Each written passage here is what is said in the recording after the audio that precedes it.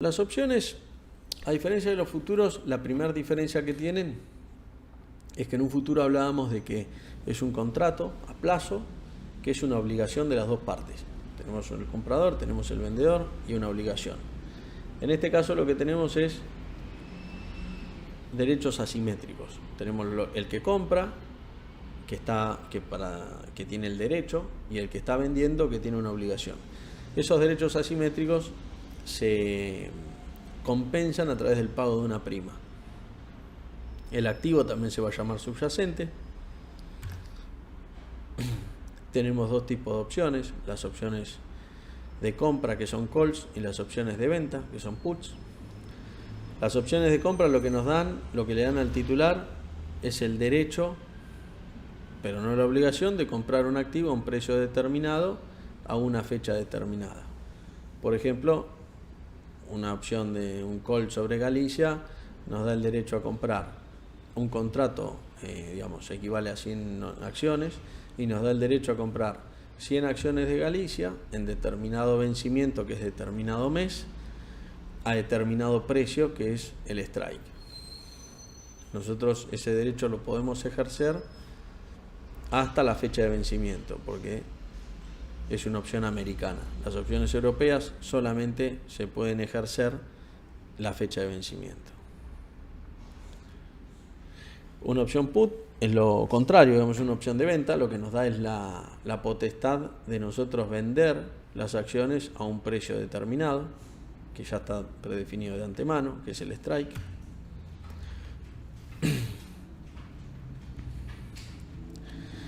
Y acá vamos a tener la primera clasificación por el tipo de ejercicio de las opciones.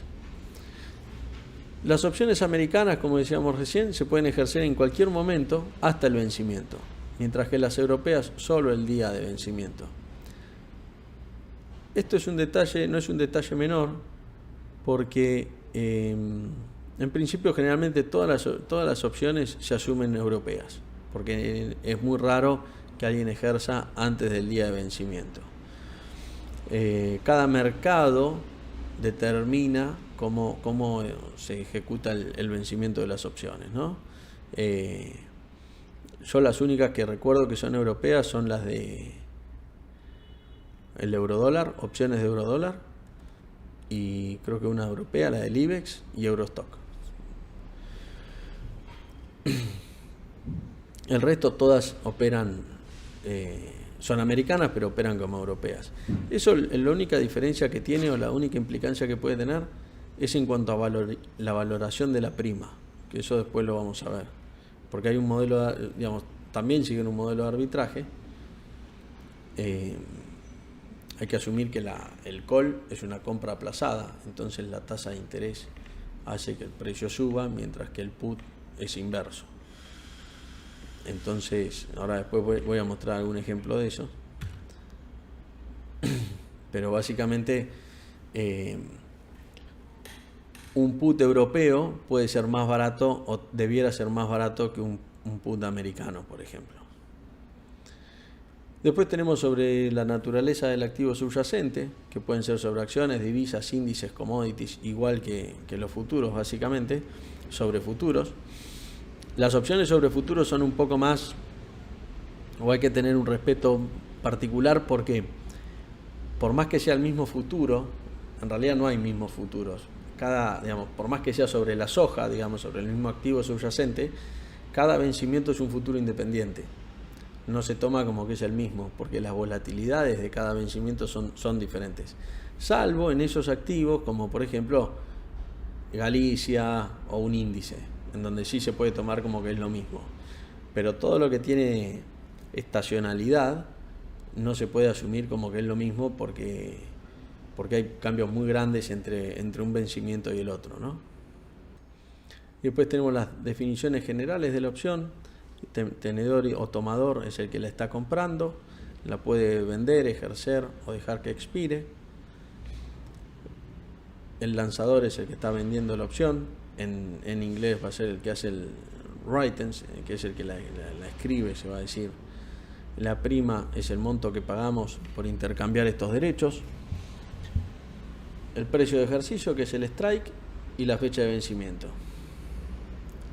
La fecha de vencimiento también estandarizada por el mercado, generalmente tiene una regla estándar, que suele ser en Argentina es el tercer viernes de cada mes, que en realidad es el jueves al último ejercicio, digamos, luego de la rueda. En Estados Unidos es lo mismo. Después Estados Unidos tiene las semanales y bueno, tiene más. Cuando el mercado se vuelve más líquido, generalmente hay más vencimientos. Cuando el mercado es más ilíquido, lo que se busca es que haya menos vencimientos para generar liquidez en el mismo vencimiento, ¿no? Ahora tenemos la clasificación por strike, digamos, vamos a verlo. Tenemos acá lo que, digamos, la opción tiene un precio de ejercicio y la prima cotiza en el mercado libremente.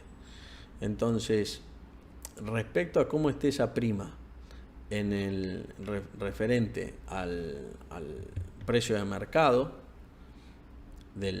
al strike, digamos, el precio de la prima en el digamos, voy a reformularlo.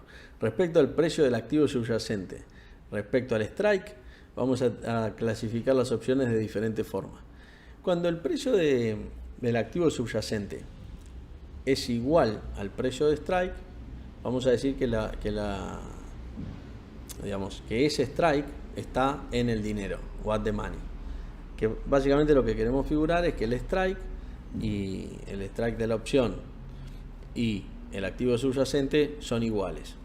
Generalmente eso lo que se toma es que siempre hay una variación, lo que se toma es la base más en el dinero, digamos, la base que está más cerca del precio del subyacente. Para ponerlo en un ejemplo, si Galicia cotiza 200 pesos y tenemos bases de Galicia strike 180, 190, 200, 210, si está 200, la base at the money va a ser la que está en 200. Si está 201, vamos a tomar que las de 200 también, que es la misma, o que parecía que es la que está más cercana. Si está en 208, ya vamos a tomar la de 210 como la que está at the money, ¿no? Eso en definitiva es una forma de clasificarla, y que lo que hace es una clasificación que sirve más que nada para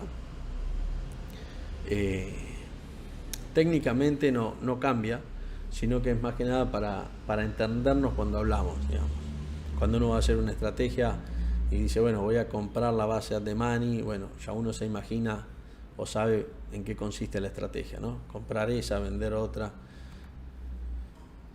Luego tenemos las que están out the money, que básicamente es cuando la opción no es ejercible porque el precio está el precio del subyacente está por debajo o por encima de la opción. En este caso, por ejemplo, en el caso de un call va a ser que el precio del subyacente está por debajo del strike, y en el caso de un put va a ser que está por arriba del strike, ¿no?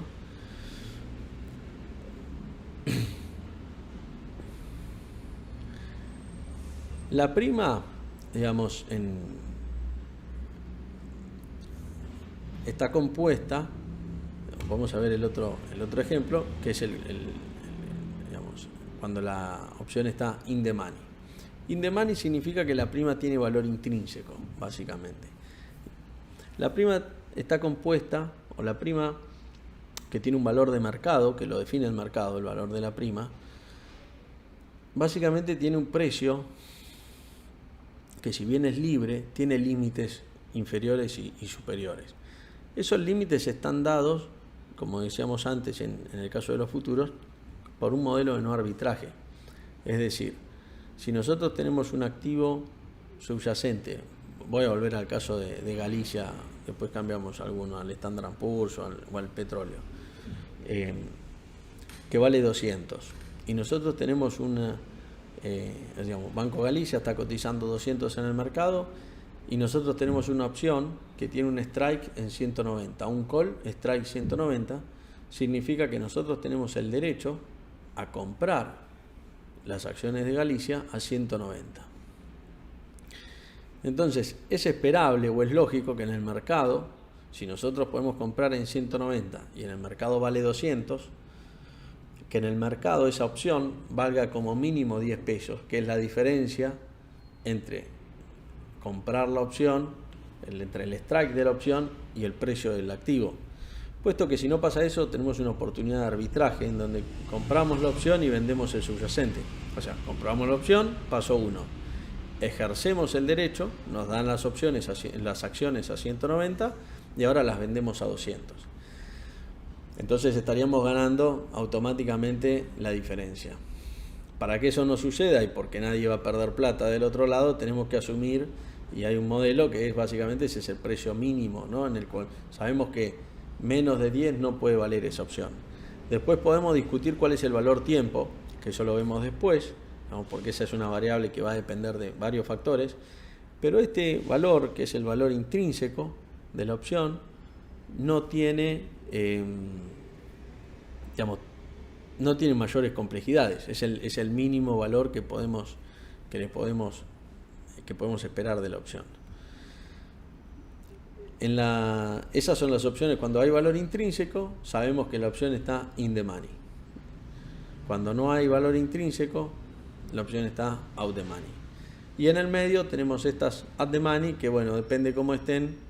En teoría, si es lo mismo, tampoco tiene un valor intrínseco, pero como asumimos que más o menos también le vamos a llamar at the money, puede tener algo de valor intrínseco. El valor extrínseco o valor tiempo es lo mismo, son un sinónimo. Y en el caso de los put es inverso, ¿no? Cuando nosotros hablamos de un put que está in the money, como el put nos da el derecho a vender la acción, a vender la opción a un determinado precio, es que el put está por encima de lo que vale el activo subyacente. El activo subyacente está por encima de lo que el strike del put. Y esa diferencia es el valor intrínseco en el caso de los put.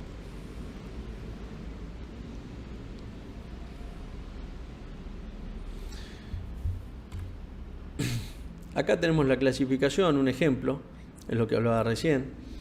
Por ejemplo, en el caso de un put, si el strike es 190 y el subyacente vale 195,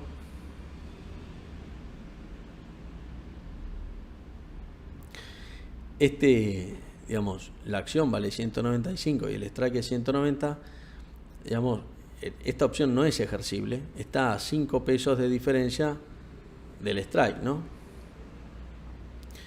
Y la prima tiene un valor de 4.85. Ese 4.85 es valor tiempo, básicamente. Podemos definirlo fácilmente, y no por eso deja de ser correcto, como que es la estimación que el mercado está haciendo de la probabilidad de que la opción termine en el dinero. Entonces el mercado asume, obviamente a través de la oferta y la demanda, que ese precio es el precio en este momento adecuado para que esa opción es expectativa de mercado, ¿no? Eso es todo expectativa. Ese precio al vencimiento es 0. Ese 4.85 al vencimiento se derrite, digamos. Generalmente van a ver que ese precio, digamos, ese monto, en los últimos 30 días, 40 días es cuando tiene un mayor impacto y tiende a desaparecer. Digamos, el movimiento es mucho más rápido. Eso lo vamos a ver mejor después, digamos, más en profundidad. En el caso del call, un call con un strike 195 y un subyacente 195, el precio es el mismo, por eso el estado es en at the money y la prima es 14 pesos, es también todo valor tiempo. El valor tiempo es mayor porque la expectativa es mayor que en el caso del put, por el hecho de que básicamente cuando hablemos en opciones tenemos que pensar en que la distribución, sin meternos en el modelo, digamos, matemático, hay las mismas probabilidades de que suba que de que baje. Entonces la probabilidad del 50% es que esté de un lado y del 50% del otro.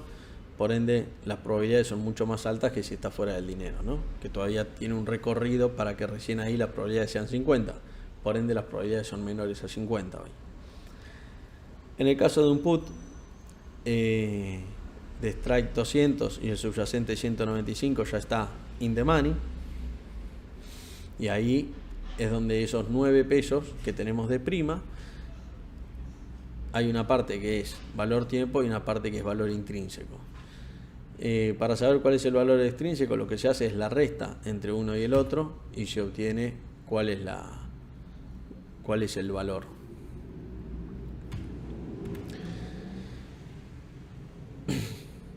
¿Qué es la prima? El precio de la opción, digamos, es lo que hablábamos recién, es el valor máximo. Generalmente, o sea, cuando un comprador paga una prima, paga la prima, digamos, de la opción, es el valor máximo que puede perder. Mientras que el vendedor de la prima es el valor máximo que va a ganar. El mercado en esta situación, digamos, en este instrumento funciona como... Hay un ejemplo análogo que es muy bueno, me parece, que es el de una compañía de seguros, ¿no? Tenemos inversores que están operando en otros mercados y que la compañía de seguro de los otros mercados es el mercado de opciones, en donde vienen a comprar la prima del seguro para cubrir posiciones que tienen abiertas en otros mercados. Y después tenemos los que actúan de compañía de seguro, que son los que están vendiendo las primas, generalmente. Entonces, ahí es cuando tenemos básicamente esta interacción entre compradores y vendedores, ¿no?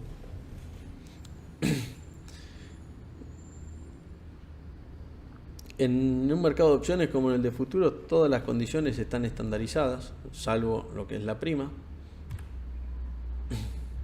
Y para calcular lo que es el valor, la prima, el valor tiempo y el valor intrínseco, básicamente es la resta entre de la prima menos el valor intrínseco, que es lo que vimos recién. Acá está desarrollado con la fórmula, ¿no?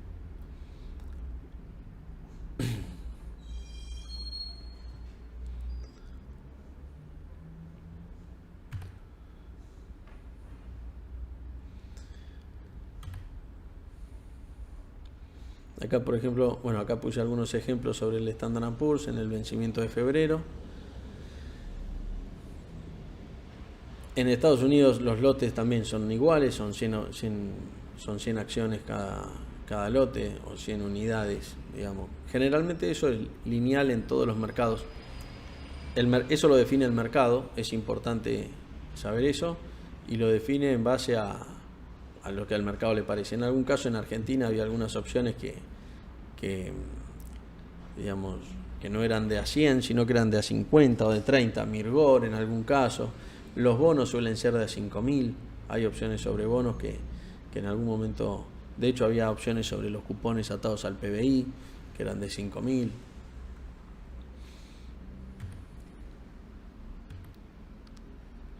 Entonces, en el mercado de opciones tenemos básicamente 4 operaciones. Hay 2 tipos de opciones y 4 operaciones: call y put y compra y venta.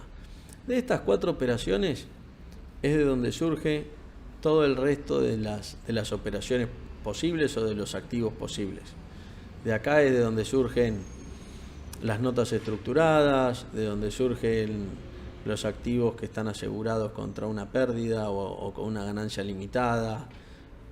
Generalmente todos surgen desde acá. Esta es la base, ¿no? Con diferentes combinaciones uno va logrando diferentes tipos de activos o diferentes instrumentos. Las operaciones básicas las podemos definir comprador o vendedor de un call y comprador y vendedor de un put. En cada caso, digamos, vamos a tener, por ejemplo, el comprador de un call en este caso, ese que está comprando, paga una prima y está comprando el derecho a tener las acciones hasta un momento determinado en un precio, y este va a ser, digamos, el payoff, el gráfico de riesgo y beneficio que está asumiendo. En la línea azul lo que vemos es al vencimiento, es el precio, digamos, la ganancia que tendría el operador al vencimiento, y la línea roja básicamente es con el efecto del paso del tiempo. la línea roja está simulando cuál sería el valor tiempo de esas primas. Como la prima tendría un valor tiempo, bueno, el break-even, digamos, de la línea roja va a ser anterior a lo que es el de la línea azul, ¿no? Que es al vencimiento cuando ya no hay valor tiempo. Importantes son las dos. Generalmente uno se enfoca mucho en la azul porque el otro es tiempo, hay que esperar. Pero bueno, a la hora de operar hay consideraciones de garantías y de márgenes que es importante tenerlas en cuenta, ¿no?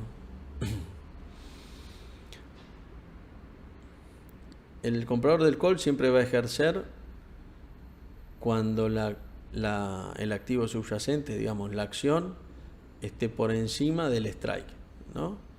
Por más que no haya pasado el break-even. El break-even es el punto en donde el comprador del call empieza a ganar dinero. Entonces, si nosotros en este caso compramos un call de 200 a 11, nosotros hasta 200 vamos a estar perdiendo 11, el comprador, ¿no? Desde 200 en adelante vamos a estar reduciendo las ganancias, porque pagamos 11 y si la acción termina en 205 al vencimiento, vamos a ejercer y vamos a haber ganado 5, pero pagamos 11, con lo cual terminamos perdiendo 6. Eso en el punto de break-even, que es básicamente lo que se pagó el strike más la prima pagada, es 211, en 211 es el break-even. Un peso por arriba es siempre, en el caso de un contrato, vamos a haber ganado 100 pesos. Entonces,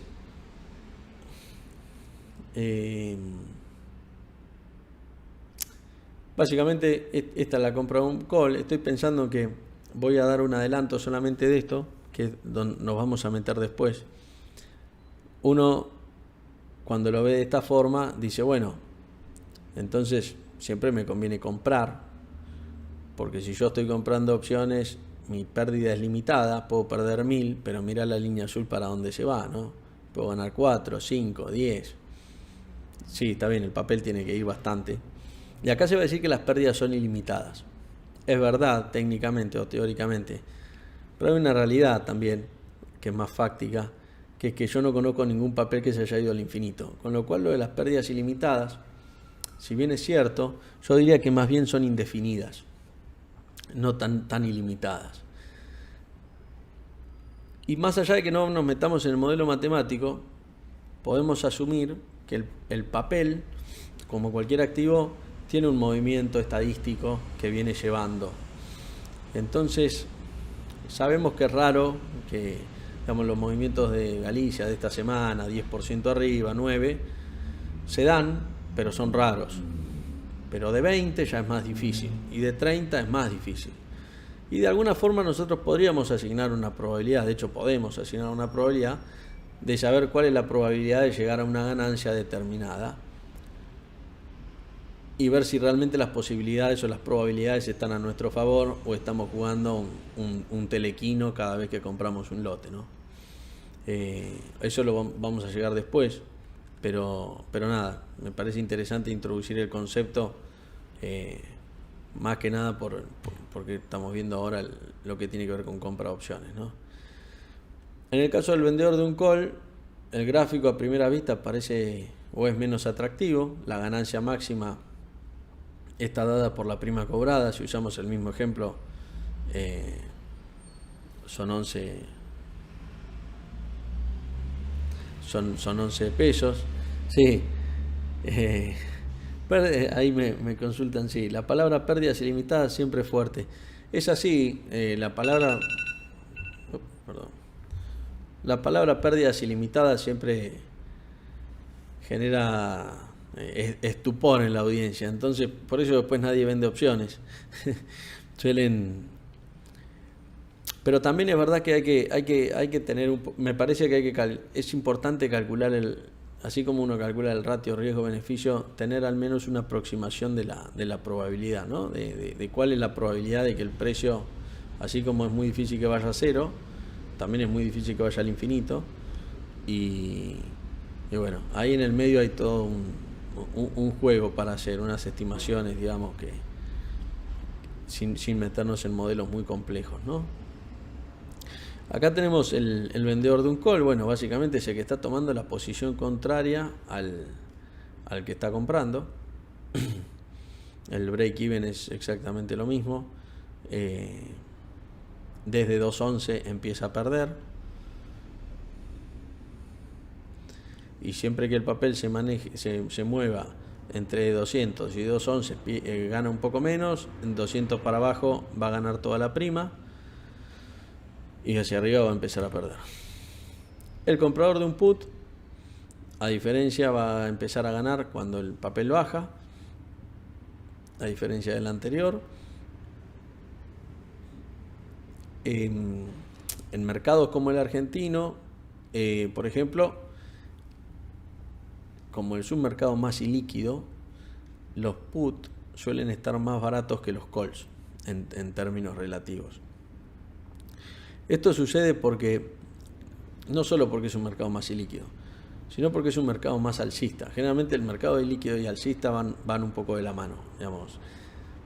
Más que nada tiene que ver con esto. Todos los mercados, generalmente el público inversor tiene un sesgo alcista. Es decir, es más difícil que la gente venda valores a que los compre.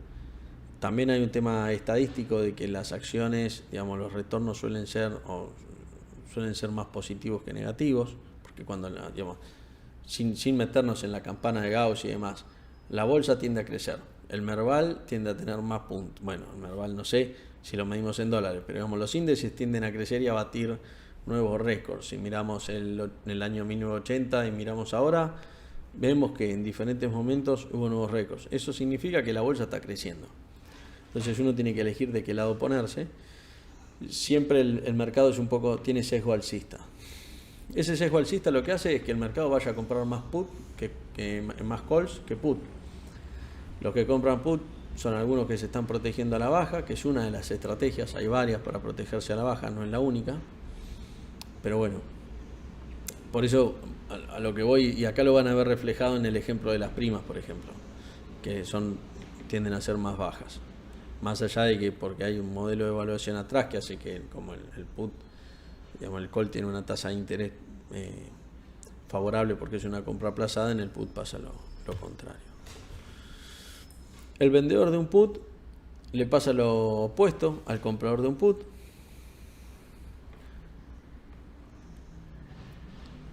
A ver, voy a responder una consulta. Un vendedor de un call corre más riesgo que un vendedor de un outlook.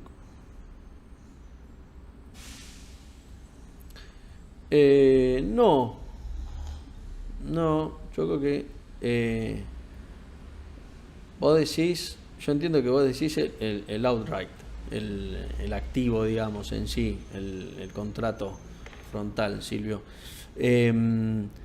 Entre vender un call y vender un contrato, básicamente la posición es exactamente la misma. Obviamente la opción lo que va a tener es un apalancamiento mayor. Entonces lo que se va a percibir es que cada punto que suba, vamos a poner el contrato, supongamos que es sobre crudo, sobre petróleo, WTI. Cada punto que suba el petróleo, dependiendo de dónde esté la opción, va a subir, como máximo va a subir un punto. Más de un punto no puede subir uno a uno, ¿no? Pero porcentualmente puede estar subiendo más. Porque por ahí la opción valía 10 centavos y ahora vale 50, o sea, creció 50 centavos, 40 centavos, mientras que el futuro creció 1. Y hay un punto en el que llegan a 1 a 1, más de 1 a 1 no puede ir nunca el call, ¿no? Pero no, salvo que sea porque estés apalancado, no debiera ser ese un problema. O sea, no debiera correr más riesgo. El vendedor del put, bueno, básicamente se está obligando a comprar el activo subyacente, por el cual, si el activo baja, él tiene la obligación de pagarlo a un precio superior. Eso lo que genera es un riesgo a la baja, que básicamente hay una estrategia que usan algunos, que es bastante efectiva, que cuando quieren hacer alguna compra de acciones, o bueno, algunos hacen análisis técnico, entonces en los soportes o cuando quieren comprar una acción, lo intentan hacer a través de la venta de puts. Entonces cuando el papel baja y llega a su zona, tienen dos posibilidades: o el papel sube y capturaron la prima, o el papel baja y le ejercen las opciones, con lo cual compra el papel, que es lo que en definitiva quería hacer desde el principio, ¿no? Es una estrategia que no es exactamente lo mismo que comprar el papel, porque corres el riesgo de no haberlo comprado, pero tiene la ventaja que uno se está quedando con la prima. Después, bueno, hay otro manejo si es que uno quiere hacer la operación solamente porque está vendiendo un put. Obviamente ahí hay que la operación se puede ir manejando y se puede ir haciendo, y justamente hay que manejarlo, ¿no? Generalmente, para que no te ejerzan y no quedar en esa posición. En lo que vamos a ver algunas estrategias básicas, y vamos a ir redondeando esta parte del curso, y la que viene, digamos mañana, vamos a seguir con el resto de las estrategias y cómo usarlas, que eso nos va a llevar ya un desarrollo en sí. Las estrategias más básicas que hay, digamos, o más simples también para el operador, que son por las que suele arrancar, es el lanzamiento cubierto, que consiste en tener el activo subyacente y lanzar papeles, o sea, lanzar calls sobre el activo, de forma tal que si el activo, hay tres posibilidades, ¿no? El activo se mantiene en el mismo nivel actual, entonces se captura la prima y se sigue teniendo el activo. Entonces ahí lo que se va a calcular es, o muchas veces van a ver que lo calculan como una tasa.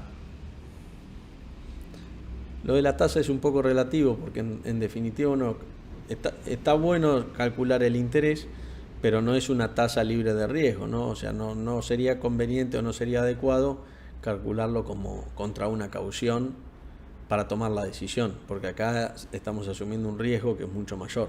Una caución, un repo, un bono me refiero, ¿no? Una tasa libre de riesgo. En Argentina el repo se llama caución. Porque básicamente acá tenemos que asumir que estamos tomando un riesgo. Si el papel empieza a bajar, nuestra opción, vamos a haber capturado la prima, pero por otro lado tenemos una pérdida en el papel. Entonces tenemos que empezar a gestionar esa posición. Si el papel baja poquito, no va a pasar nada, porque supongamos que tenemos un Banco Galicia en 200, vendemos una prima por 5 pesos, entonces tenemos un crédito de 5. Si el papel sube, nos van a ejercer y vendimos las acciones en 205, con lo cual ganamos 5 pesos por cada papel. Si el papel se mantiene igual, ganamos los mismos 5 pesos y volveríamos a lanzar, ¿no? Si el papel baja y baja a 3 pesos, cobramos 5, vamos a haber perdido 3 por el efecto del papel en nuestra cartera, con lo cual seguimos ganando 2. Pero si el papel baja 20, vamos a exagerar la situación, perdemos 20 y cobramos 5, con lo cual terminamos perdiendo 15. En una caución, en un bono, salvo los argentinos, no nos podría haber pasado, no nos debiera haber pasado eso. Con lo cual, por eso yo muchas veces digo que está bien calcular la tasa, por ejemplo, para calcularla contra diferentes tasas de diferentes lanzamientos cubiertos. Hay una forma más efectiva de hacerlo a través de la volatilidad implícita y demás, o más mejor técnicamente hablando. Y es mejor no por un capricho, sino porque da mejores resultados, ¿no? O sea, al final del día ganas más y más tranquilo. Pero más allá de eso, eso se puede hacer. Y es una buena métrica para comparar si yo me quiero lanzar cubierto en el Standard & Poor's, en el petróleo, pero no para compararlo contra una tasa libre de riesgo. De hecho, esto tiene un problema de verlo como tasa. Voy a agregar una variable para complicarlo un poco. Acá nos pasa lo mismo que antes. Hay que tener en cuenta cuál es la volatilidad del activo, porque no es lo mismo el lanzamiento cubierto o el porcentual que le vamos a pedir, llamémosle de tasa, a un activo, a un bono que está estático, a un activo que sube y baja todos los días 10%. Tenemos que pedirle una tasa mucho mayor, porque si no vamos a estar ganando lo mismo por cada unidad de riesgo que estamos jugando o invirtiendo. Entonces hay que buscar una forma que todos esos conceptos los normalice, digamos, y nos permita hacer una comparativa. Eso existe, lo vamos a ver después, digamos, si llegamos, y si no, eso en realidad se va a ver en profundidad en el curso de febrero, porque la verdad es que eso requiere un tiempo, pero lo vamos a tocar como para que cada uno, si quiere, también el que quiere tomar el curso, o algunos ya están inscriptos, y si no, lo podrán leer, y yo les paso algunos libros y material, digamos. Otra operación que es también de las básicas es el Married Put, que es básicamente es tener un activo y cubrir la cartera comprando una prima. No es una estrategia que me guste, no es una estrategia que yo suelo hacer. Generalmente esto es muy caro. Sirve en algún caso, por ejemplo, casos muy puntuales, cortos periodos de tiempo, porque si no es carísimo realmente. Si ustedes hacen el cálculo de ir comprando, el put generalmente se está comprando out the money, o sea, se compra alejado para que sea una cobertura, pero que no sea tan caro. Y ahí, uno termina haciendo malabares para no pagar el put, esa es la realidad, ¿no? Porque es como un seguro, es exactamente lo mismo, en el sentido de que uno, digamos, ¿cuál es la dinámica con el seguro? El seguro, cuando uno lo paga, ¿no? Todas las veces que lo paga, siente que lo está pagando al pedo, porque nunca pasa nada, y está pagando el seguro, y generalmente nadie está contento cuando pagás y perdés la prima, hasta que pasa algo. Lo que pasa es que estadísticamente, generalmente, si no pasa nada, el costo que va llevando en la cartera es muy alto. Hay un fondo que hasta hace un tiempo estaba operando bastante grande en Estados Unidos, que estaba, de hecho apareció la discusión en Twitter o la conversación, yo la vi, que arrancaron una estrategia. Estas son las estrategias, por ejemplo, que tienen, o es la base de muchas estrategias que tienen un cap a la baja, ¿no? Una limitante a la baja. Es decir, por ejemplo, comprar el Standard & Poor's y tenés un máximo de pérdida del 5%. Bueno, ¿eso cómo se hace? Compran el Standard & Poor's, una forma, ¿no? Yo voy a dar una forma que es la más simple en este caso. Compran el Standard & Poor's y compran un put del Standard & Poor's abajo del 5%, entonces si el papel baja, están cubiertos por ese put, con lo cual la pérdida es 5%. Y si el papel sube, hasta ese 5% es la pérdida, digamos, la prima que se pagó es la pérdida, pero después es ganancia. Cuando hacen esto, generalmente después suelen combinarlo con alguna más, por ejemplo con el lanzamiento cubierto, pero más arriba. Entonces, eso es lo que, por ejemplo, 10% arriba. Entonces, eso genera que ese lanzamiento cubierto, ese call que uno vendió arriba, que ya no es lanzamiento cubierto porque vendió el put y ahora compró el put y ahora está vendiendo un call, lo que está haciendo al vender ese call out the money, está cobrando un crédito por la prima, y ese crédito en definitiva va a financiar el put que estoy comprando. No lo va a financiar del todo, pero ya lo reduje a la mitad generalmente, o un poco menos, pero ayuda, digamos.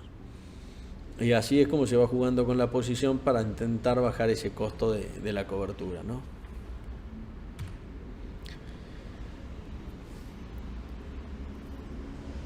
Vamos a hacer un breve, digamos, resumen de las operaciones que existen y cómo las vamos a llamar en opciones.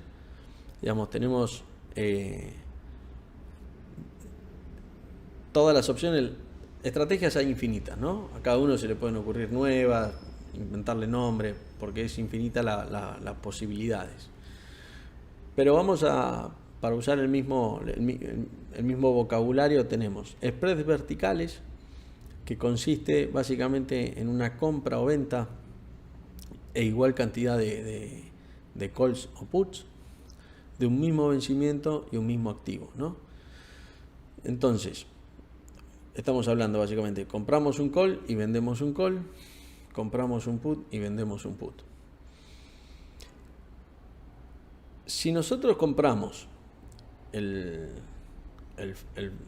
esto se va a llamar, el spread vertical siempre es la misma cantidad que se compra de lo que se vende. El mismo activo y el mismo vencimiento, dijimos. Si nosotros el primero que compramos compramos el más bajo, en el caso de un call, y vendemos el más alto, o sea, compramos at the money y vendemos out the money, o compramos siempre el que está más cerca del precio es el más caro. Entonces, si compramos el más cerca del precio y vendemos el otro, vamos a tener un spread de débito. Todos los spreads de débito generalmente necesitamos que el papel se mueva. O sea, en el spread de débito necesitamos que el papel se mueva.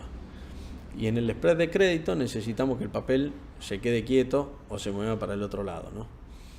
Que es el de débito, es cuando nosotros vamos a pagar, que son todos los que el bull call spread o el bear put. Yo la verdad que con el bear y bull y call y put me enquiloma un poco.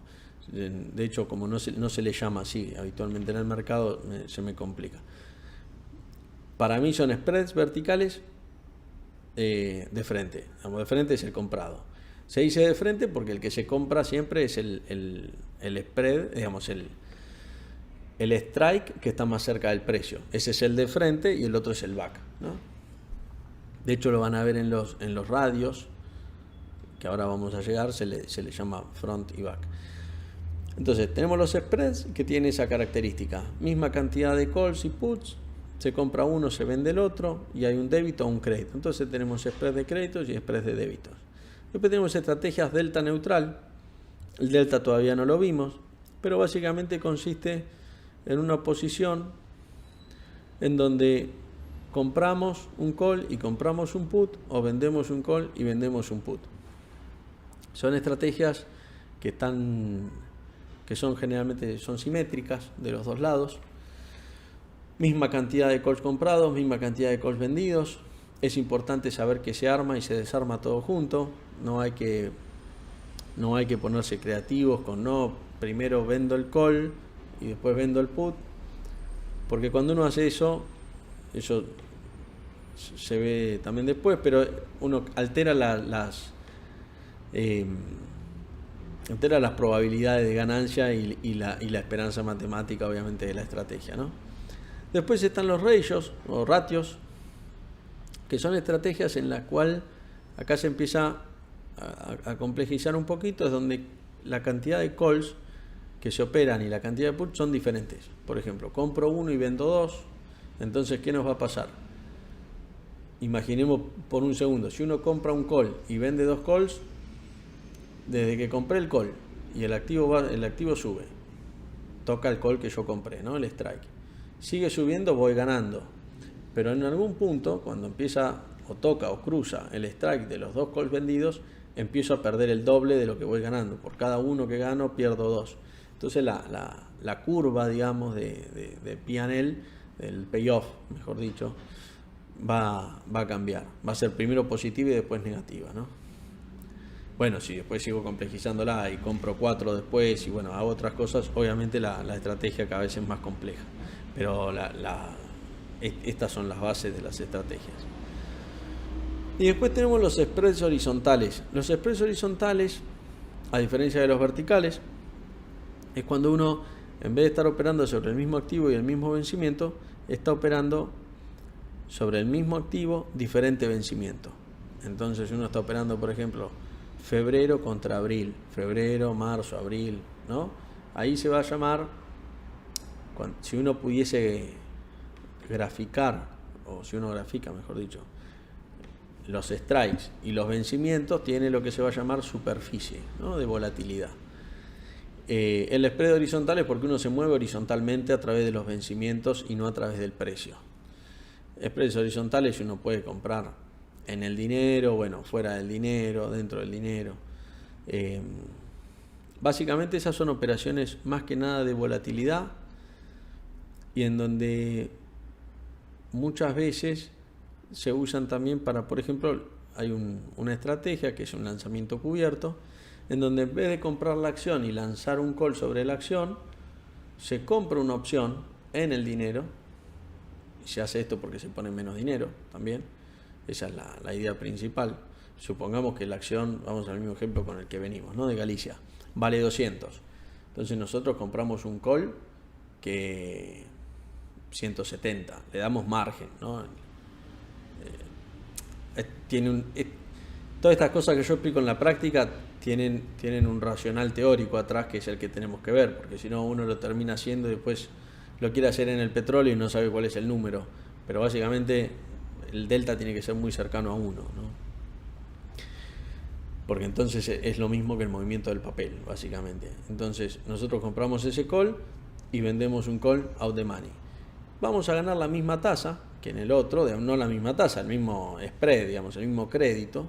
Vamos a tener una relación riesgo-beneficio muy parecida, casi idéntica, pero la tasa va a ser mucho más alta, porque no pagamos 200 pesos cada acción, sino que pagamos 40 pesos por cada opción.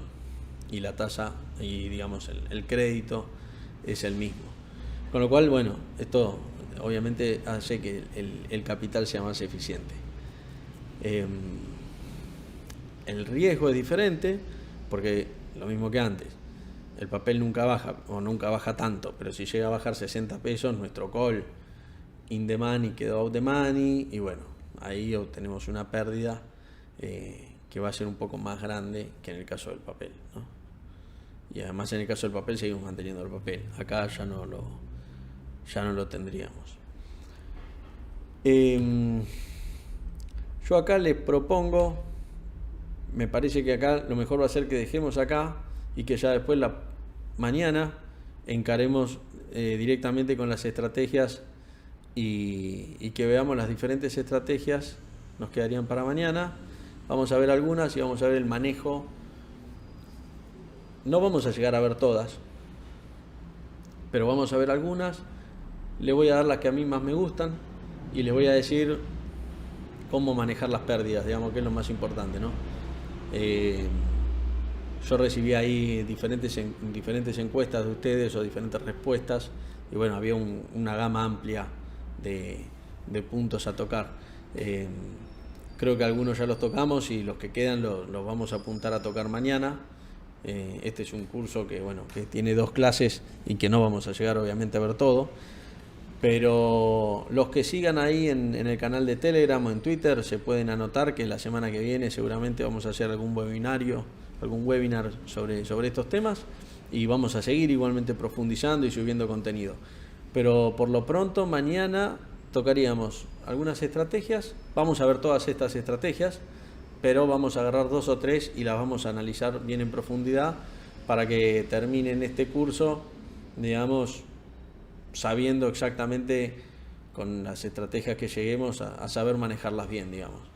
Esa sería mi idea. En este primer ejemplo vamos a ver un long call spread sobre GLD, que es el ETF que replica el movimiento del oro. Es un ETF líquido, es menos líquido que el futuro de oro en sí, pero es un poco más simple a la hora de operarlo si uno no quiere complejizar la operación metiéndose en opciones sobre futuros.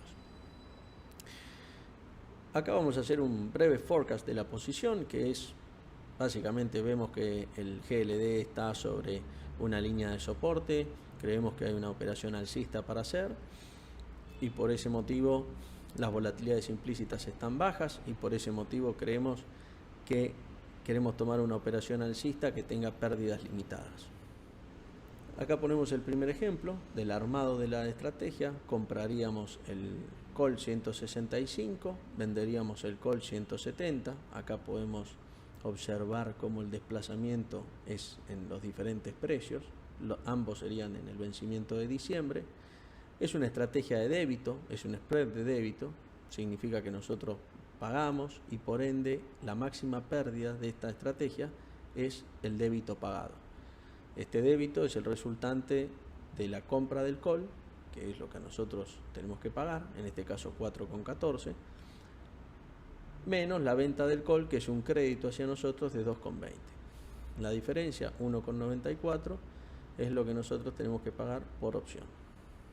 Acá lo que tenemos es un resumen de la operación, en donde tenemos la ganancia máxima, que está dada por la diferencia de strikes, 170 menos 165, son estos 5, menos 1,94, que es el débito pagado. La pérdida máxima, 1,94, el break-even, que se calcula con el primer strike, que es el comprado, en 165, más el débito que nosotros pagamos por conformar esta operación. Esto nos lleva a un break-even de 166,94. El ratio de ganancia-pérdida en esta operación, es decir, si tenemos éxito, cuánto vamos a ganar, y si perdemos, cuánto estaríamos perdiendo, es de 1,57. Este ratio no nos dice mucho si nosotros no sabemos cuál es la probabilidad de éxito de la estrategia. Es verdad que es mejor tenerlo que no tenerlo, pero la verdad es que la información es incompleta si no sabemos cuál es la probabilidad que va a tener esta estrategia de tener éxito. En esta probabilidad nos vamos a adentrar después, pero es importante marcarlo y dejarlo como un ítem para profundizar luego. Estas dos líneas nos representan el strike comprado y el strike vendido, con los detalles de cada una.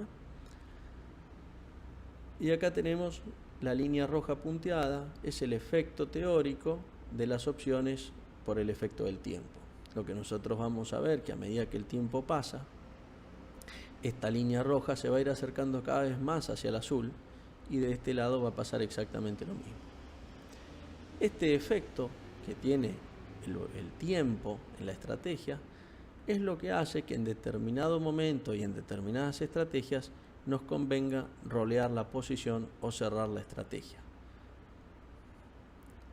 El break-even, que es el punto por el que pasa el payoff en el punto del precio del subyacente, 166,94. Y ahora vamos a ver un segundo ejemplo. Es el mismo activo subyacente, pero lo que estamos cambiando acá es que en vez de vender el call 170, vendemos el 172,50. Este pequeño cambio lo que nos va a mostrar es cómo cambia la esperanza matemática entre ambas operaciones. Vamos a resumir la información y vamos a ir a ver directamente la probabilidad de éxito y el win-loss ratio. En este caso, la probabilidad de éxito es 37%, la anterior habíamos dicho que era 38%, y el ratio win-loss es de 2,30, mientras en el anterior era 1,57. A priori podemos determinar que esta estrategia es mejor, más allá de que no hayamos hecho los números para comprobar. Acá lo que estamos viendo es un resumen del armado de la estrategia con los datos más importantes, que ya los vimos anteriormente, la ganancia máxima, la pérdida máxima y las probabilidades. Las probabilidades en este punto las vamos a abrir nuevamente en dos tipos de probabilidad. Por un lado, la probabilidad de tener éxito, que es la probabilidad de que la estrategia gane dinero al vencimiento, no importa cuánto, aunque sea un centavo. Por otro lado, tenemos la probabilidad de que el long call spread se llene. Se llene es lo que nosotros llamamos que el precio del activo subyacente supere nuestro strike vendido. Vamos a decir que el bull se llenó en ese caso. Esa probabilidad de que se llene, es decir, que el subyacente llegue a completar el bull, que sería nuestra ganancia máxima, se reduce al 25%. En este punto, como podemos observar, ya podemos estimar la esperanza matemática de hacer una estrategia de estas características y que el 25% de las veces lleguemos a nuestra ganancia máxima de 2,30 a 1 y que tengamos una probabilidad de éxito del 37%. Como así también podemos definir que lo que no es probabilidad de éxito es probabilidad de fracaso y saber que el resto de las veces podemos asumir nuestro peor escenario, que es perder todo lo pagado por las primas. O sea, toda la construcción de la estrategia lo pasamos a pérdida. Ese sería nuestro peor escenario. Con eso nosotros ya podemos bocetar cuál es la esperanza matemática de este tipo de estrategias. ¿Cuál es la hoja de ruta de esta estrategia? Que es importante definir esta hoja de ruta previo a armar la estrategia.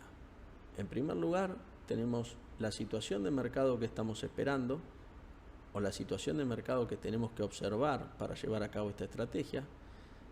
¿Qué esperamos como resultado? O sea, de qué fenómeno en el mercado esperamos beneficiarnos, porque eso también nos va a dar el indicio de que estamos o no en lo correcto. ¿Y cómo vamos a administrar la estrategia? ¿Cuáles son nuestros puntos de control? Esta es una estrategia, como dijimos anteriormente, cerrada, en donde la realidad es que no hay muchos puntos de control o muchos puntos donde uno se pueda mover o rolear.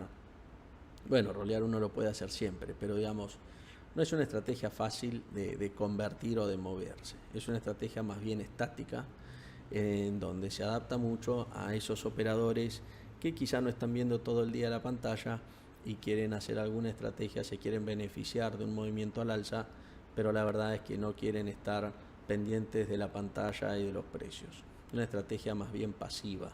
Tiene un trabajo de análisis, de ejecución, pero luego vamos a ver que lo correcto estadísticamente es quedarnos quietos y no hacer nada, más que cerrarla si estamos en el 80% de ganancia, por ejemplo. La administración de la estrategia, básicamente en esta estrategia puntual, consiste en cerrar la posición 20 días antes del vencimiento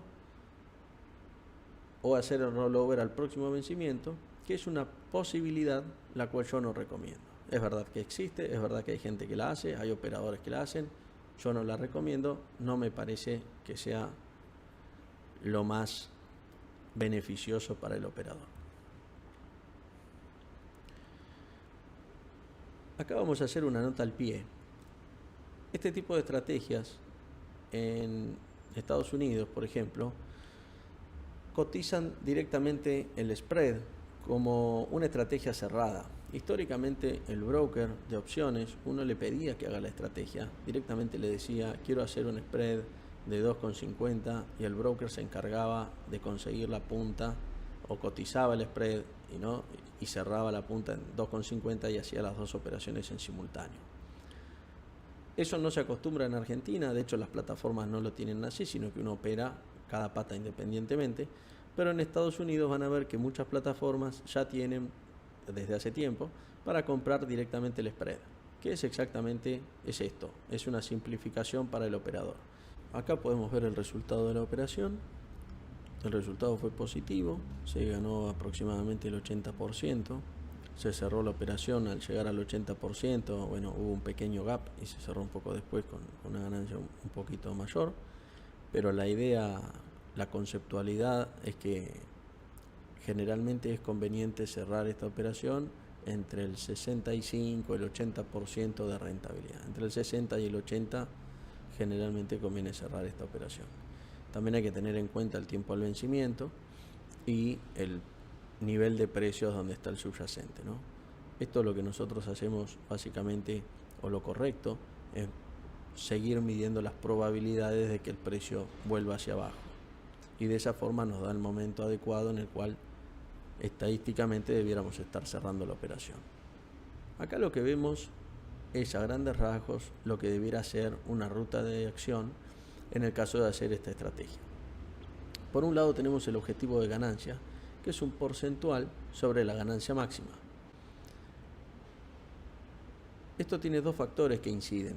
Por un lado es que la ganancia máxima se cristaliza cuando las opciones pierden totalmente el valor tiempo, con lo cual tendremos que mantener la posición al vencimiento, con los riesgos asociados que eso conlleva. Por otro lado, nos quitaría mucha flexibilidad los últimos días si queremos vender o queremos salir de la estrategia por la falta de liquidez. Y por otro lado tenemos el estudio estadístico que nos dice en qué momento es conveniente cerrar una operación en ganancia. Hay un factor adicional que no por ello es menos importante, que es tener en cuenta que cada día que nosotros estamos en el mercado, primero que hay un riesgo asociado y hay una utilidad que nosotros vamos ganando a medida que la operación se mueva a nuestro favor. Esa función es una función generalmente decreciente cuando la operación ya está en ganancia. ¿Qué significa esto? Que cada día que pasa y que la operación se mueva a nuestro favor, nosotros proporcionalmente estamos ganando menos dinero que el que ganamos antes. Hay un momento en el cual ese dinero que vamos ganando ya se torna despreciable respecto a lo que ganamos antes. Vamos a ponerlos en términos simples. Nuestra máxima ganancia son 7 pesos. Nosotros tenemos una estrategia y vamos ganando 6. Para ganar esos 2 pesos restantes, quizá tenemos que estar 40 días más en el mercado. Y para ganar los 6 primeros estuvimos 20. Si eso nosotros lo graficamos, vamos a ver que la curva es una curva logarítmica. Entonces nosotros lo que queremos hacer es capturar la parte de la curva que es más eficiente, porque esto nos permite utilizar el capital para meternos en una nueva estrategia. Por eso es que nosotros determinamos que entre el 60 y el 80% de la ganancia máxima es conveniente cerrar. Estas estrategias de débito, al tener un porcentaje menor al 50% de éxito, estamos hablando en términos generales, cómo se hacen las estrategias de débito, puede haber algunos casos puntuales en donde eso cambia, pero en todas las estrategias de débito generalmente el porcentaje es menor al 50%, con lo cual si nosotros cerrásemos la operación con el 30% de ganancia, lo que vamos a generar es que vamos a tener la probabilidad en contra, es decir, la esperanza matemática se nos va a volver en contra. Por eso es que estos diferentes factores nos llevan a la conclusión de que entre el 60 y el 80% es lo conveniente. Este punto hace referencia a cómo defender una posición cuando está en pérdida. Hay estrategias que son mucho más abiertas, mucho más flexibles y que nos permiten una gran variedad de opciones para manejar y defender esta posición. En este caso puntual, el long call spread no nos da esa alternativa. Defender una posición en primer lugar nunca estaría fácil. Siempre duele y hay que asumir que tiene un costo. El moverse en el mercado, el pagar comisiones, el estar reestructurando una operación generalmente es cuando el mercado se nos mueve en contra y es cuando lo tenemos que hacer. En este caso es más difícil aún porque es una estrategia cerrada y vamos a ver que la única forma de movernos en esta estrategia es convirtiendo esta estrategia en otra estrategia, con lo cual eso va a depender mucho del tipo de operador, porque si hablamos de un operador como mencionamos antes que no está siguiendo la pantalla todos los días porque quiere una estrategia más pasiva con pérdidas y riesgos limitados, más que limitados digamos que son definidos porque la estrategia nos define el riesgo, cambiar la estrategia a una estrategia que tenga riesgo indefinido va a obligar al operador a estar mirando la pantalla todo el día. Con lo cual, si nosotros tenemos que asumir que esta operación tiene que ser reconvertida en una operación o una estrategia de similares características, estadísticamente lo mejor es no hacer nada. No es una estrategia que use habitualmente, se tienen que dar condiciones muy particulares para que yo la use, como ser volatilidades implícitas muy bajas, o volatilidades, o que la curva de volatilidad esté muy convexa, entonces el strike vendido es mucho más caro en relación que el comprado. Pero además de eso, corro con una ventaja, que es que a mí me gustan las estrategias vendidas y que yo me siento muy cómodo operando con ellas. Entonces reconvertir esta estrategia en otra estrategia no me genera un perjuicio per se. Lo puedo hacer y me siento cómodo. En cambio, por eso digo, que es muy importante el operador que toma la operación, digamos, porque el operador tiene que tomar las operaciones donde él se siente cómodo, determinar en qué posiciones se siente cómodo y ejecutar ese tipo de estrategia. Vamos a ver ahora es una estrategia que a priori parece muy simple, pero esconde algunas sutilezas que la hacen digna de estudio. Es el naked put. Básicamente es la venta de un put descubierto. Vamos a tomar como ejemplo un papel de Argentina, Banco Galicia en este caso, que cotiza en BIMA, Bolsas y Mercados de Argentina. El papel está en un canal, o determinamos que está en un canal. Después, digamos, si el papel se comporta o no como lo estimamos inicialmente, ya es otra cuestión, ¿no? Nosotros, por lo menos mi enfoque es, uso el análisis técnico, analizo el papel, lo que está haciendo, opero en base a lo que está haciendo, no a lo que creo que va a hacer. Y una vez que estoy dentro de la operación, opero, si estoy operando opciones, opero como se operan las opciones, digamos. Esto es entender las probabilidades, la curva de volatilidades, las sensibilidades y operar en base a eso. No en base a seguir analizando y reanalizando el papel y tratando de acertar el movimiento, digamos. No digo que sea la única forma, este es mi enfoque. Vemos que está en un soporte y decidimos vender puts. Esta es la estrategia como queda conformada. Inicialmente lo que se hizo fue vender 500 lotes de puts en la zona en el strike 180, una desviación estándar por fuera del precio. El precio estaba en 192 en ese momento. Cobramos un crédito de 375.000 pesos, que es un crédito, no es una ganancia, por supuesto. Y acá tenemos el gráfico del payoff, que nuestra ganancia máxima, nuestra ganancia teórica en relación al tiempo. Nosotros estamos haciéndola en este momento de acá, ¿no? En 192, faltando 60 días al vencimiento. Lo adecuado para este tipo de estrategias es que falten 45 días o menos. La realidad es que a veces el mercado, estas cosas hay que ponerlas en la balanza. Es decir, espero 15 días más porque es lo adecuado para la estrategia, o lo hago ahora porque me parece que el precio de la prima está caro en relación a lo que yo estimo que debiera estar. En este caso primó el tema del precio de la prima y decidí vender igual. El strike, el break-even, es el strike menos la prima cobrada, y ahí es donde nosotros vamos a empezar a perder. Básicamente nuestra estrategia se va a ver comprometida. Es importante en esta estrategia, que a priori parece tan sencilla, empezar a definir algunas variables. Cuando la más importante de ellas es en qué momento nos preocupamos. Nosotros sabemos que esta estrategia tiene un 84% de probabilidades de ganar, pero hay un 16% de las veces que va a perder. Entonces, ¿qué estrategia vamos a usar nosotros luego para que ese 16% de las veces que esta estrategia se va a ver comprometida, poder rescatar la mayor cantidad de ese porcentaje? Y por otro lado, ¿en qué momento vamos a tomar cartas en el asunto y vamos a mover esta estrategia? Y en tercer término, definir qué es lo que vamos a hacer. Si bien va a depender de ciertas características del mercado en ese momento, días al vencimiento, volatilidades y demás, es importante saber nosotros con qué estrategia nos sentimos cómodos, para ya tener pensado cómo y hacia dónde nos vamos a mover. Esta es la hoja de ruta que tenemos del Naked Put, que es la que tenemos que tener antes de hacer la operación. Tenemos que saber que el mercado, qué esperamos del mercado para hacerla. Tenemos una visión de un mercado alcista o un mercado lateral. Las opciones, recordemos que tienen la ventaja de que incluso nosotros nos podemos equivocar en el movimiento del precio e igualmente ganar dinero. Tiene que haber una volatilidad implícita alta. Tiene que haber como 45 días al vencimiento o menos.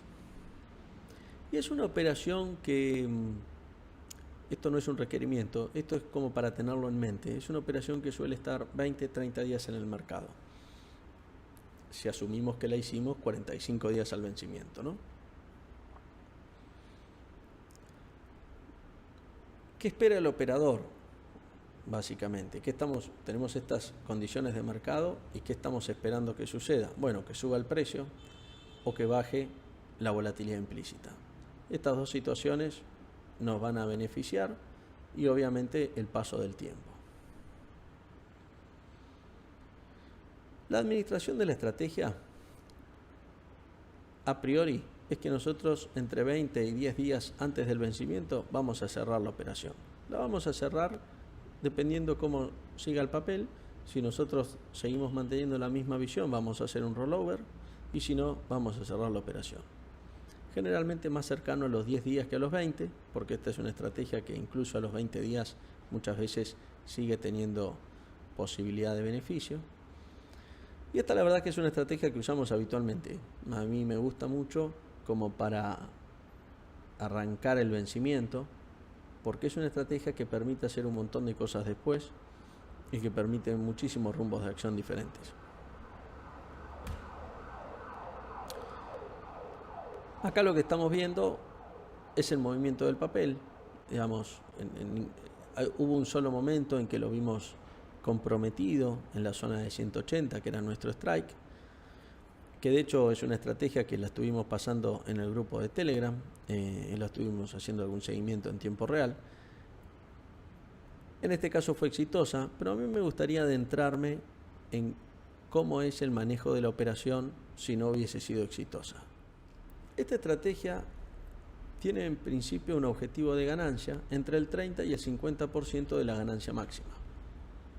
Este 30 o 50% surge de la misma forma o de los mismos números que habíamos hecho en el long call spread, cuando dijimos que tiene una probabilidad menor al 50%, por ende le pedíamos entre el 60 y el 80.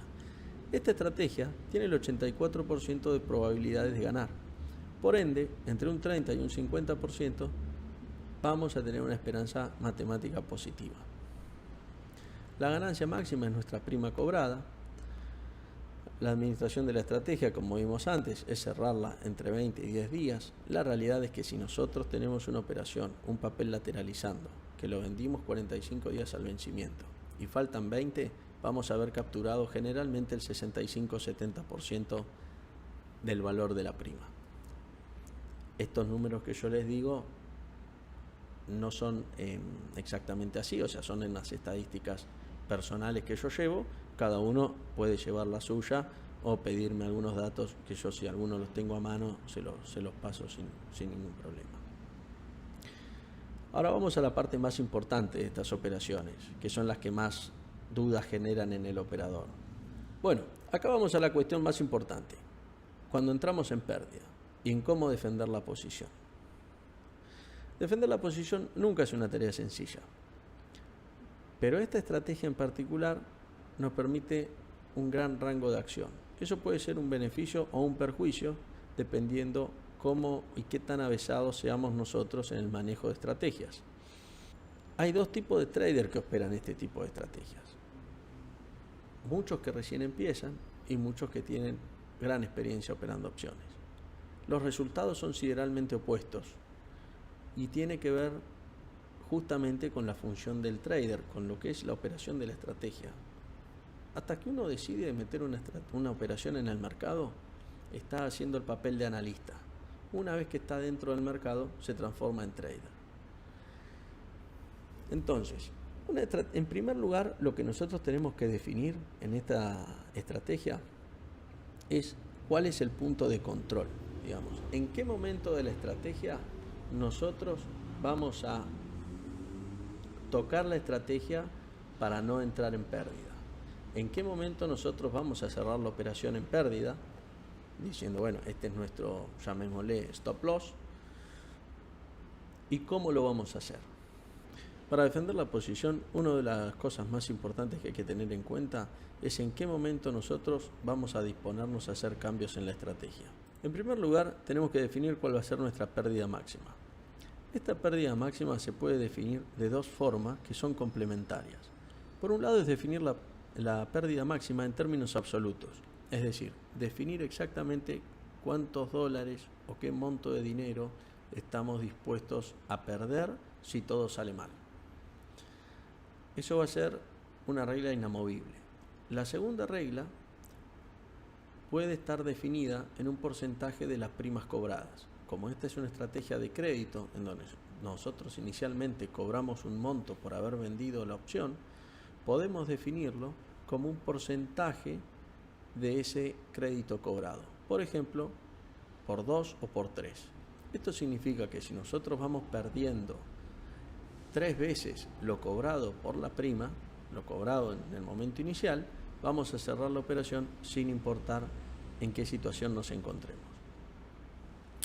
Una vez definido esto, vamos a pasar a defender la posición. En primer lugar, es importante definir en qué momento nosotros tenemos que defender la posición y en qué momento no. La línea roja nos marca el punto en donde no caben dudas que mover la posición es equivocado. Es decir, si nosotros estamos desde el strike hacia adelante, hacia favor nuestro, digamos, Mover la exposición es un error, generalmente. ¿Por qué es un error? Porque vamos a alterar las probabilidades que tenemos a nuestro favor. Recordemos que nosotros inicialmente hicimos esta operación porque tenemos un 84% de probabilidades a favor. Ya definimos el punto en el cual es incorrecto tocar la operación. Hasta el punto de 180 pesos del subyacente sabemos que la mejor alternativa que tenemos es no hacer nada. Es difícil, pero no hay que hacer nada. Ahora nos queda definir cuál es el punto correcto. Podemos definir el punto correcto como el strike que hemos vendido, que es 180 en este caso. O podemos definir el break-even. O podríamos definir algún otro punto por debajo del break-even. Generalmente se estila utilizar el break-even o el strike. Y esto va a depender en parte del operador y de su discrecionalidad. Y por otro lado, de cuál sea la posición de la operación en ese momento. No es lo mismo que falten 10 días al vencimiento y tener el 80 o el 70 o el 30% de la prima cobrada a que hayan pasado 3 días desde que abrimos la operación, falten 42 días al vencimiento y entonces nosotros vamos a estar incurriendo en pérdidas porque nuestra posición va a estar más cercana a la línea punteada en rojo. En ese caso creo que no quedan dudas que lo lógico sería movernos en el punto del strike. Además hay otra cuestión. El break-even depende de nuestra posición monetaria y del tiempo al vencimiento. Mientras que el strike es un número fijo y va a depender de las probabilidades.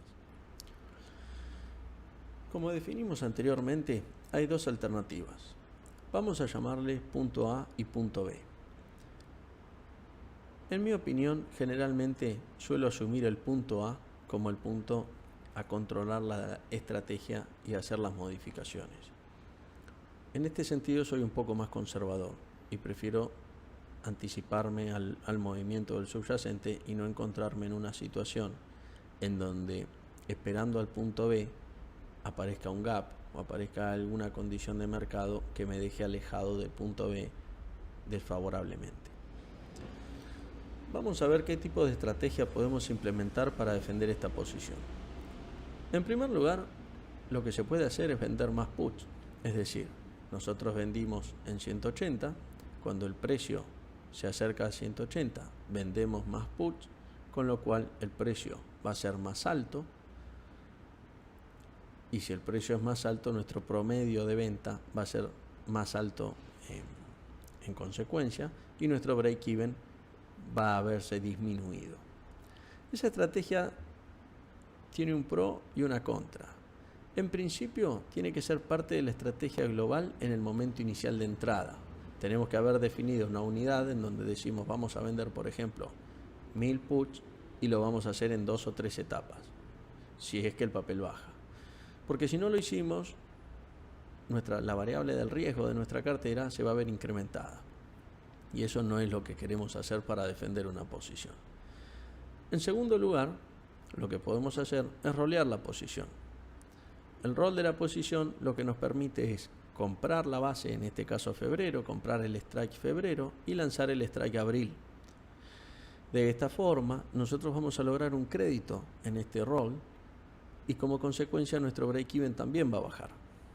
Y vamos a seguir manteniendo nuestras expectativas en el papel.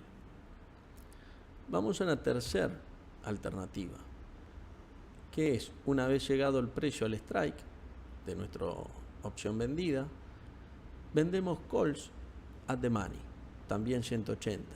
De esa forma nuestro naked put se va a convertir en un straddle y de esa forma vamos a reducir el riesgo direccional porque el delta se va a ver neutralizado. Vamos a generar un crédito por la venta de los calls. Estamos tomando como ejemplo Argentina, y en Argentina a veces la diferencia de precio entre calls y puts es bastante alta, con lo cual la prima va a ser bastante alta y en consecuencia el crédito logrado, y nuestro break-even va a quedar en este caso en 153 y 202. Las probabilidades que vamos a mantener de éxito van a estar arriba del 68%, generalmente estoy hablando, ¿no? La cuarta alternativa que tenemos es vender un call out the money y en vez de generar un straddle vamos a generar un strangle. De esta forma anulamos también el riesgo direccional, estamos disminuyendo un poco el break-even, digamos el rango del break-even, hacia abajo más que nada, pero por otro lado las probabilidades de que tengamos algún problema en nuestro límite superior es mucho menor. Bueno, estas son 4 estrategias que yo defino y que me parece que son las más adecuadas para defender un put descubierto. Si nosotros tomamos alguna de estas 4 estrategias, vamos a enfocarnos en la 3 y en la 4, en este caso, y vamos a definir el strangle, porque entre la 3 y la 4 la única diferencia, si bien no es menor, pero es que es en donde vendemos el call. Luego tenemos una serie de alternativas que es cómo se defiende un strangle, con lo cual nuestras posibilidades de defender un put descubierto se siguen multiplicando. Pensemos en el peor escenario, nosotros vendimos un put descubierto, el subyacente llega al strike del put descubierto, eso es un 16% de las veces.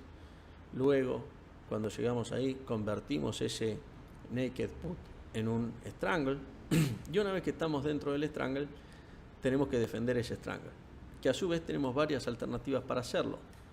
Vamos a hablar de rolear la posición, vamos a hablar de invertir el strangle, vamos a hablar de cerrar o tapar alguna de las bases, podemos hablar de un ratio.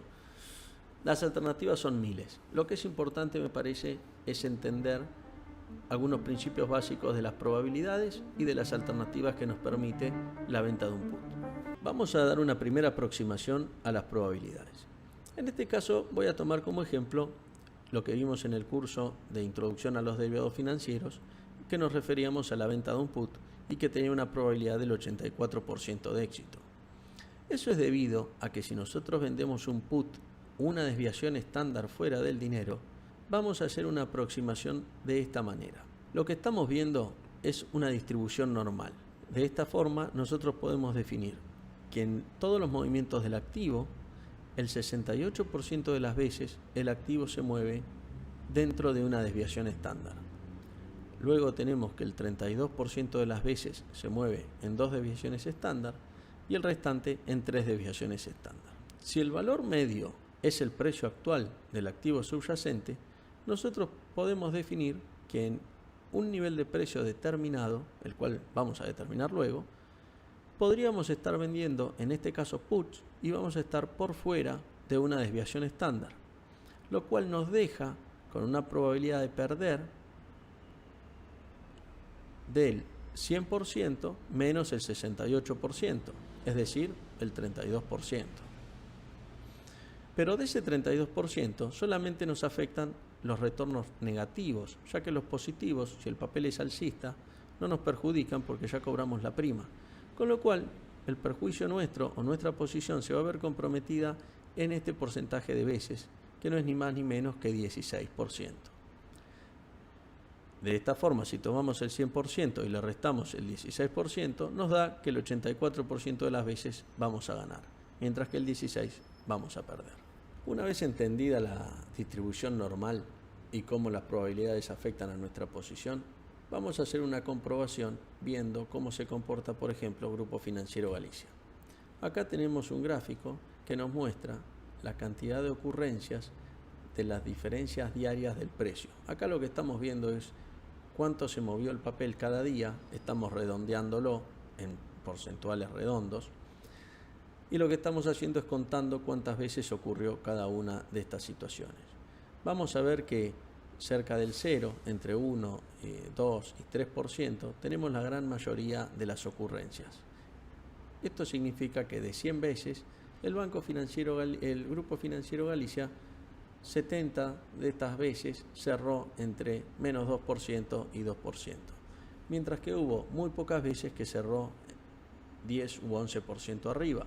Básicamente es en esto en lo que nosotros nos basamos para decir que estadísticamente estamos operando con determinada probabilidad a nuestro favor. Si vemos el gráfico en el cual nosotros lanzamos los puts descubiertos, en el momento que los lanzamos y asumimos que ese precio es la línea media, acá es como se estaría viendo la probabilidad de ocurrencia de alzas o bajas en el precio. Bueno, estamos llegando al final de este curso, espero que les haya servido y saben que me pueden contactar por Telegram, se pueden meter en el grupo de Telegram en donde compartimos ideas y me pueden seguir por Twitter también. Les mando un saludo grande.